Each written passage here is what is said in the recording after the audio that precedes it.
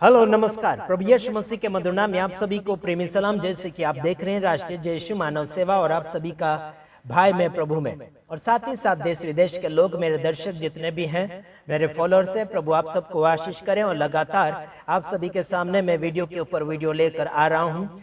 साथ ही साथ आप सभी को मैं बताना चाहता हूँ, जगत भर में बहुत से ऐसे सेवक सेविका निकल खड़े हुए हैं आप सभी को आगे की ओर ले जाने के लिए। कई चमत्कारी लोग हैं, कोई भविष्यवक्ता है और कोई वचनों का खुलासा देने वाले हैं, कई लड़ाई झगड़े को सुधारा करने वाले, कोई जगह जगह विरोध होता है उसके बारे में समाचार देते हैं, वहाँ ऐसा हो गया, वहाँ में ऐसा हो गया, कुछ किसी पास्टर को मारा, विश्वासी को मारा, ऐसा समाचार देने वाले भी काफी संदेश है।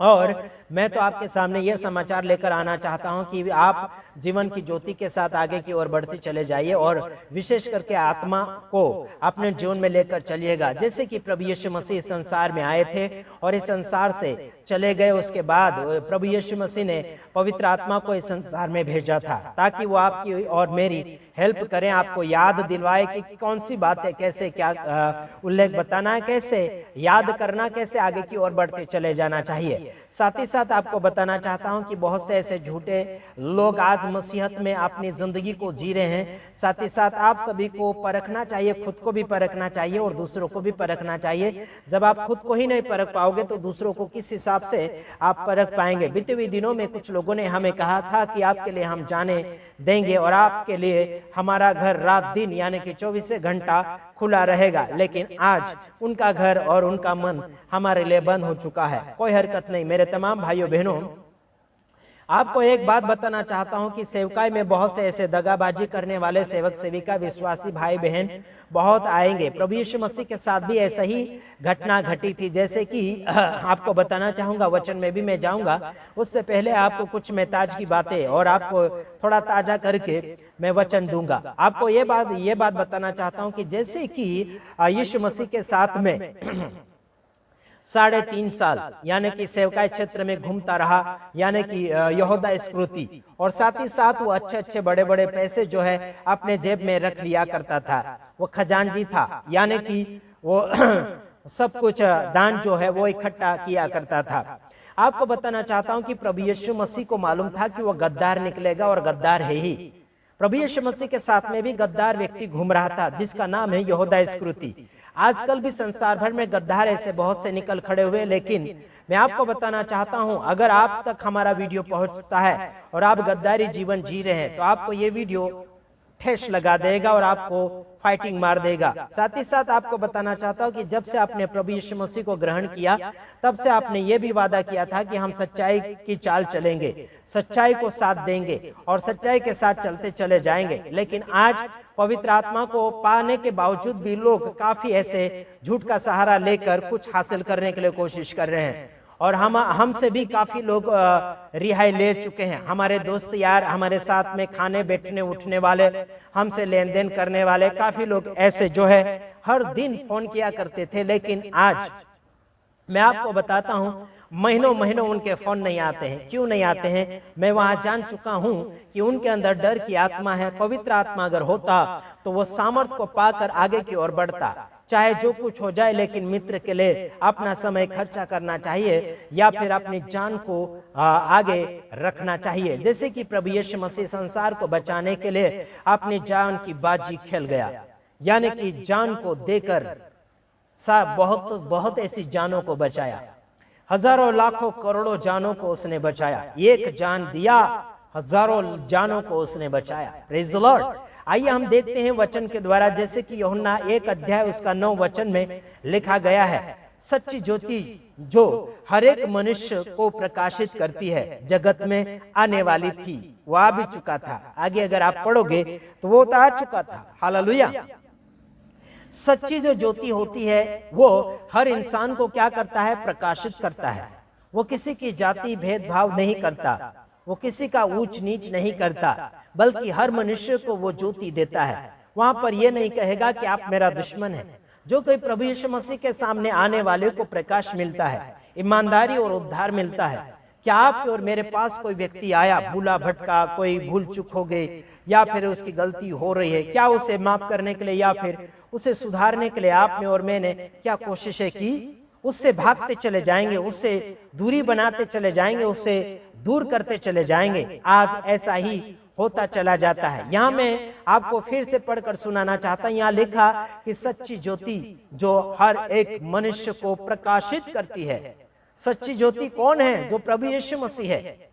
आत्मिक जीवन के लिए प्रभु यीशु मसीह सच्ची ज्योति है। लेकिन संसार के लिए अलग अलग प्रकार के लाइट होते हैं, अलग अलग प्रकार के बिजली से जुड़े हुए फोकस होते हैं और लाइट होते हैं।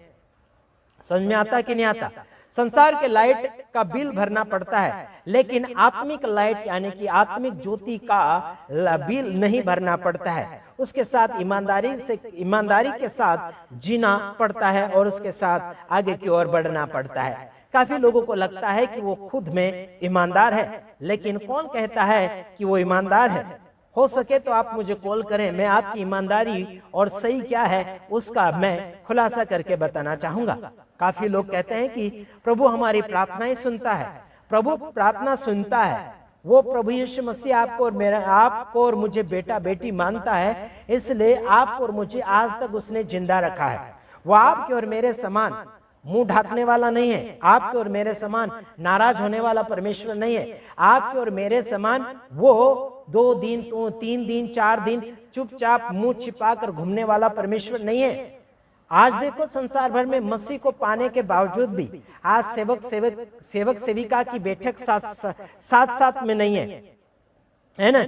ये मंच के ऊपर नहीं बैठ पा रहे, अगर बैठ भी पा रहे तो टेढ़ी नजर से देख रहे हैं। मेरे तमाम भाइयों बहनों, क्या हाथ से हाथ मिलाया, कंधे से कंधा मिलाया है ना? मन से मन मिलाया? क्या कभी एक मन किया? नहीं किया।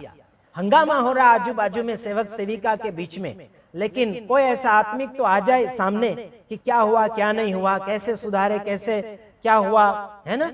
आगे की ओर बढ़ते चले जाएं। क्या कभी किसी ने सोचा? नहीं सोचा। बुराई को ढूंढना चाहते, सबसे ज्यादा क्या ढूंढना चाहते? बुराई को, और उसके साथ भिड़ना चाहते, मारपीट करना चाहते हैं, है ना? ऐसा उसको खल्लास कर देना चाहते हैं। मेरे तमाम भाइयों बहनों, प्रभु यीशु मसीह गिरते हुए को उठाता है। प्रभु यीशु मसीह मरते हुए को जिलाता है। प्रभु यीशु मसीह मुर्दों को जिलाता है। प्रभु यीशु मसीह बीमारों को चंगा करता है, यानी कि बीमारी से आजाद करता है। क्या आप और मैं किसी को श्राप दे दे? नहीं यार, श्राप देने की आवश्यकता आपकी और मेरी नहीं है। आपका और मेरा काम है कि लोगों को उजाले में लाए, लोगों को सच्चाई में लाए, लोगों को सही मार्गदर्शन में लाए। लोग अपनी गलती से बाहर निकलना ही नहीं चाहते हैं। काफी गलतियां मैंने लोगों की बताई, लेकिन वो इंसान गलती से निकलना ही नहीं चाहता। उस गलती के साथ उसका फायदा भी हो रहा है, इसीलिए नहीं निकलना चाहता। बीते हुए दिनों में मैंने कहा कि तेल पानी मत बेचो। तेल पानी में तो धंधा अच्छा हो रहा है इन लोगों का, तो क्यों छोड़ेंगे लोग? अन्य भाषा बक मत करो, अनुवाद के साथ आओ, ऐसे मैंने बोला। तो अन्य भाषा बिना अनुवाद के साथ बोल रहे तो इनका फायदा भी हो रहा। वहां पर क्या हो रहा मालूम? काफी लोग चमत्कार पा रहे, काफी लोग गुमराह भी हो रहे, साथ ही साथ शैतान का भी फायदा हो रहा है। जहां पर समझ नहीं होती, जहां पर समझ और ज्ञान की बातें नहीं होती, वहां केवल बिगाड़ा ही होता है। समझ रहे मेरे भाइयों बहनों? और मैं जो बातें बोलता हूं उन बातों से काफी लोगों को चिड़चिड़ाहट होती है और कहते हैं कि ये गलत सिखाता। कोई बात नहीं, मैं अगर आपको गलत सिखाता हूं तो आप मुझे सही सिखाए। है क्या हिम्मत आपके अंदर? क्या हिम्मत है? मुझे सही सिखाओ ना। फिर मैं अगर इस वचन से आपको गलत सिखा रहा तो वही वचन से मुझे सही सिखाने के लिए कोशिश करो। फिर क्या कभी हिम्मत करी? क्या कभी कोशिश करी?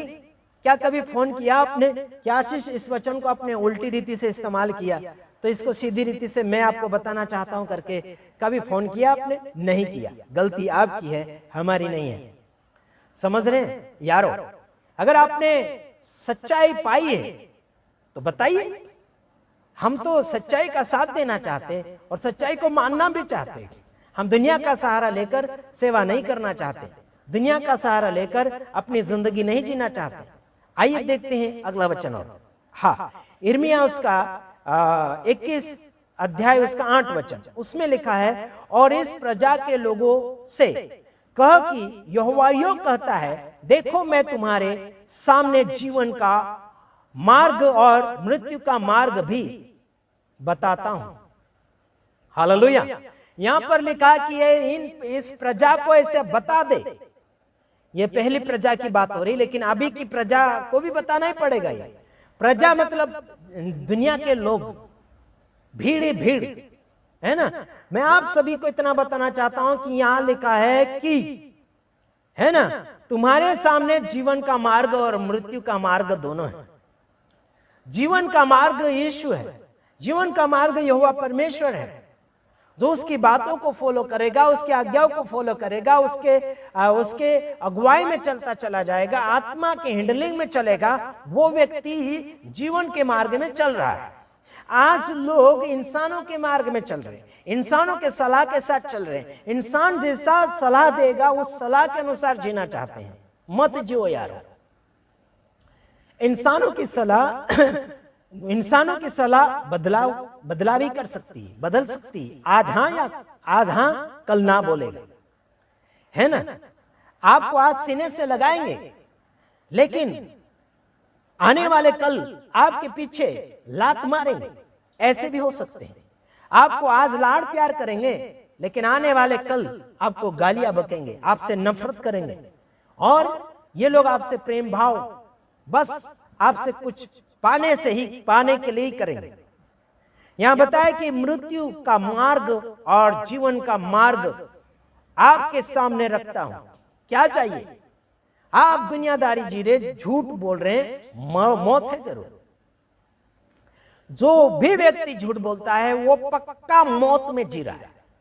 जो भी व्यक्ति गुमराह चल रहा, अंधे के समान चल रहा है आत्मिक जीवन में, वो बिल्कुल मौत में जाएगा।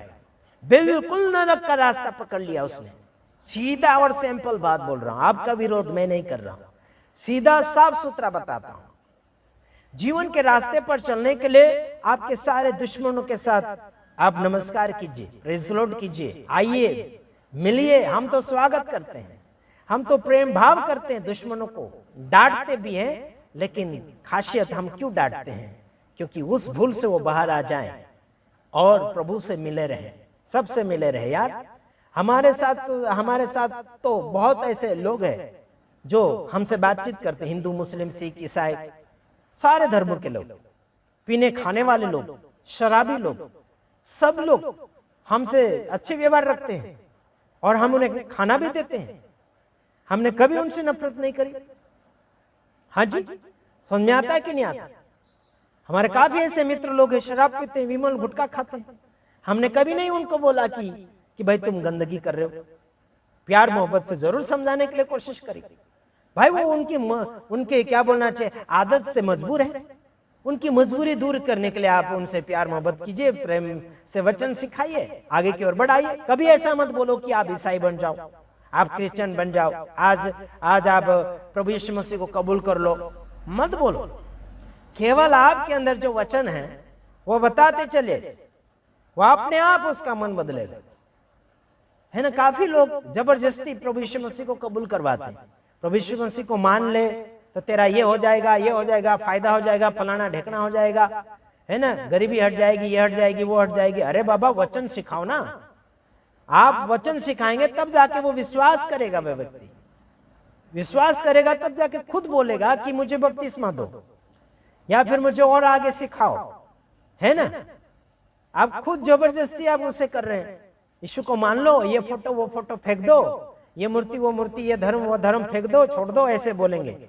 ऐसा बिल्कुल मत बोलो। इसी के कारण तुम लोगों के ऊपर विरोध होता है। बजरंग दल आरएसएस वाले इसीलिए तुम लोगों के ऊपर डंडे गिराते हैं बराबर, और झूठा आरोप ठोक देते तुम लोगों के ऊपर धर्म परिवर्तन का, और उसमें तुम पकड़ाई जाते कि क्योंकि गलती वैसे ही आप कर रहे हैं, उनके धर्म को छुड़वा रहे हैं, है ना, उनके देवी देवता के मूर्तियां फेंक रहे हैं, है ना।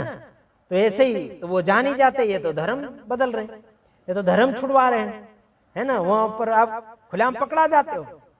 जो आप करोगे वो भरोगे। परमेश्वर के वचन बताओ कि वो क्या कहना चाहता है। परमेश्वर का वचन, सही मार्ग गलत मार्ग क्या है, लोगों को सिखाओ और समझाओ। उसके बाद में वो निर्णय लेगा, अपने मन से खुद बात करेगा, वो विचार करेगा, सोचेगा कि मैं क्या करूं। आगे उसका चुनाव, उसकी मर्जी, ठीक है। किसी को भी खुद की मर्जी से मत चलाओ, उसकी खुद की मर्जी देखो पहले।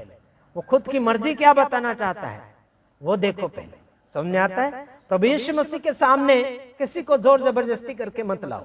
प्रभु यीशु मसीह चमत्कारी मालूम है, लेकिन उसे लालच देकर मत लाओ कि प्रभु आपको ठीक कर देगा, तो आपको ये धर्म वो धर्म छोड़ना पड़ेगा। ऐसा बिल्कुल मत करो यार, नहीं तो फंस जाओगे और सजा आपको ऐसी लग जाएगी और कोई आपको छुड़ा भी नहीं पाएगा। ठीक है, तो ध्यान रखिएगा। दूसरे वचन में मैं आ रहा हूं, तब तक के लिए आप सभी से विदाई चाहता हूं।